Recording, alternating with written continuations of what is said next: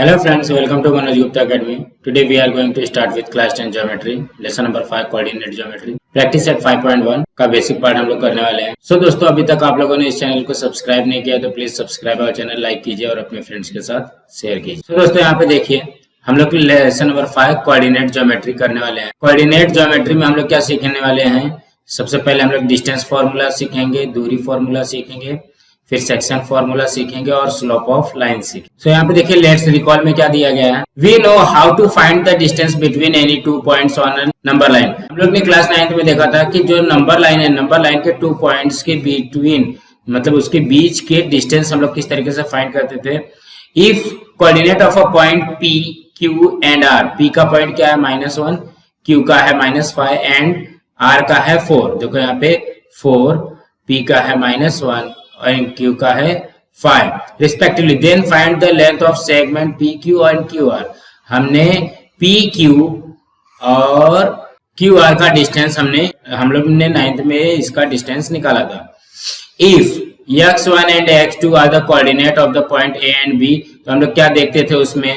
हम लोग ये देखते थे कि जो बड़ा संख्या कौन सी है, बड़ा नंबर क्या है, बड़े नंबर में से छोटे नंबर को ही माइनस करते थे, छोटे में से बड़े को माइनस नहीं करते। तो हम लोग वहां पे क्या चेक करते थे? x2 greater than x1, then length of the segment a minus b, तो x2 माइनस x1।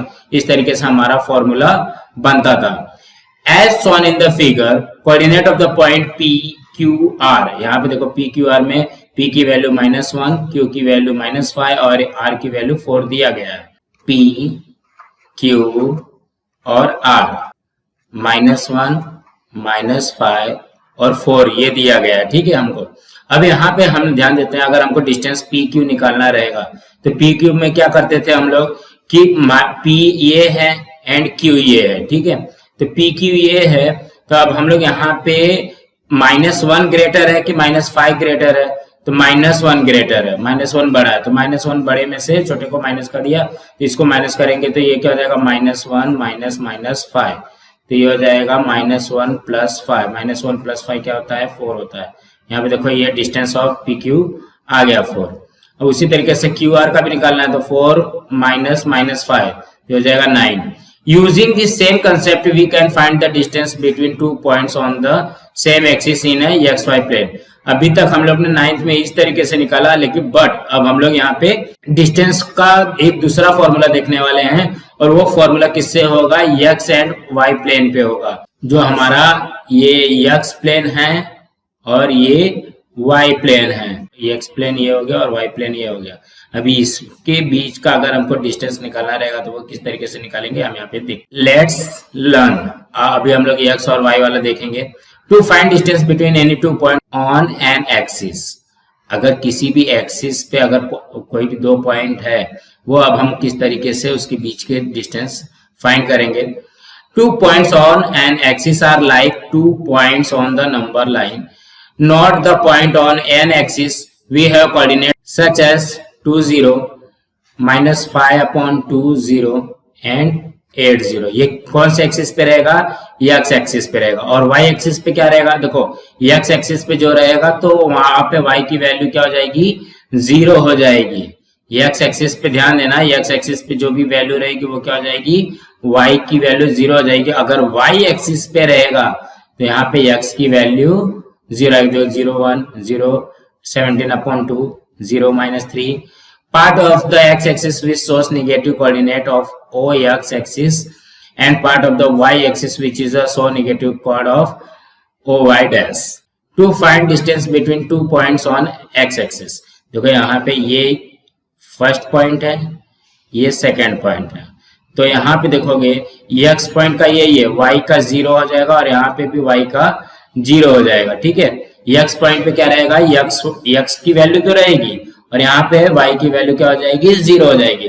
तो हम लोग फाइंड कैसे करते हैं? देखो, in the above figure points a की वैल्यू है ax1 0 और b की वैल्यू है x2 0 are on the x axis such that.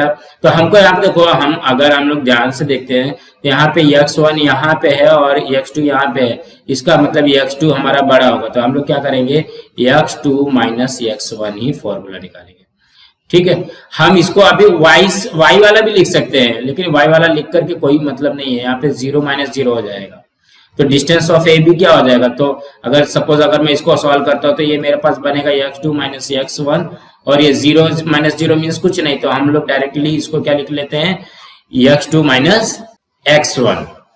और सेम वही सिचुएशन यहाँ पे भी है, p की वैल्यू दी गई है तो यहाँ पे x की वैल्यू 0 0 है, तो यही फॉर्मूला लगा हुआ हम फॉर्मूला क्या लगाएंगे, x2 - x1 और यहाँ पे y2 - y1 लगा। अगर इस तरीके से हम लोग लगाते हैं तो देखो x2 क्या है, x2 ये है 0 और x1 ये है, तो ये हो जाएगा 0 - 0 और यहाँ पे y2 - y1। आप लोग इसमें कंफ्यूज मत होइए, यहाँ पे सिर्फ हमारा क्या आएगा y2 और यहाँ पे y2 - y1 और यहाँ पे इसकी भी जो वैल्यू रहेगी वो 0 ही हम लोग लिख सकते हैं। बट अगर हमको ये पता है कि ये y एक्सिस पे है तो हम लोग इसको डायरेक्टली इस तरीके से भी लिख सकते हैं, इसमें कोई भी मतलब गलत होने के चांसेस नहीं है। बट हमको यही पता होना चाहिए कि y एक्सिस पे रहेगा, कोई भी डिस्टेंस y एक्सिस के बीच का निकालना रहेगा तो हम डायरेक्टली ये भी लिख सकते हैं y2 - y1 और x एक्सिस पे रहेगा तो x2 - x1। यही चीज यहाँ पे दिया गया है, यहाँ पे डायरेक्टली दे दिया गया है,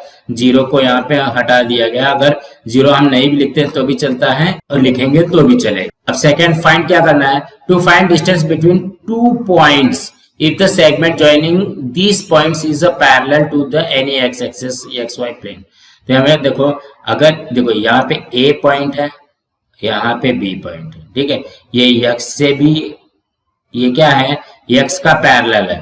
तो यहाँ पे ध्यान दोगे, देखो यहाँ पे ये x1 है, ये भी x1, y1 यहाँ पे y1 की वैल्यू 0 दे दी गई, यहाँ पे x2 है, x2 इसकी भी वैल्यू रहेगी और यहाँ पे y1 है, यहाँ पे इसकी वैल्यू 0 है, ठीक है, क्योंकि ये वाला यहाँ पे देखेंगे तो यहाँ पे y की वैल्यू क्या है, 0 है।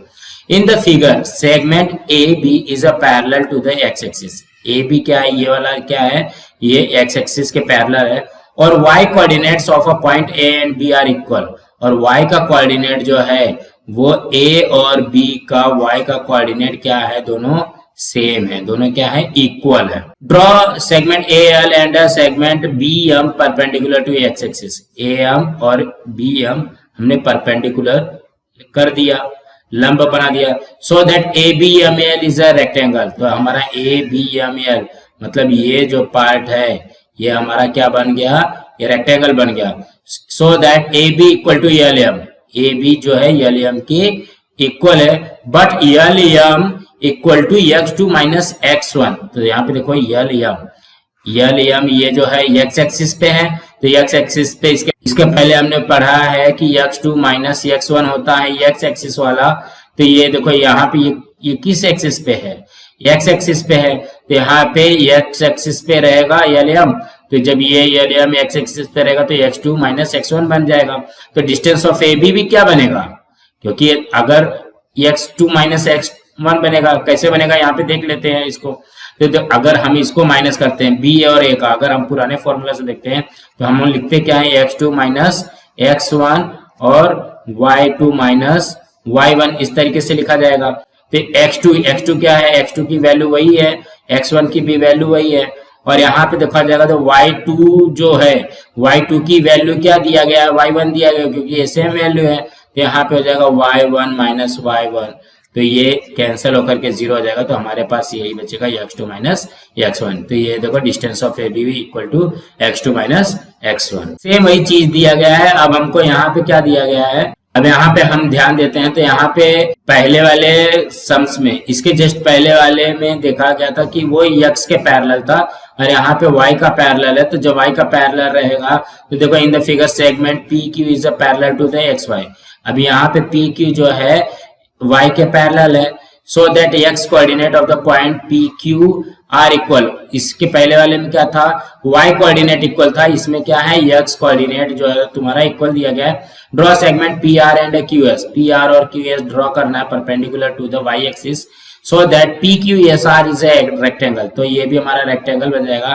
तो y एक्सिस पे जब रहेगा तो क्या फॉर्मूला आता है, y2 - y1। तो डिस्टेंस ऑफ PQ क्या बन जाएगा, y2 - y1। यहाँ पे हमको एक्टिविटी दी गई है, in the figure segment A B parallel to Y axis. देखो ए बी क्या है, देखो यहाँ पे ए बी क्या है, parallel to the Y axis है, मतलब इसका फॉर्मूला क्या बनेगा, y2 माइनस y1 हमारे फॉर्मूले के हिसाब से, ठीक है।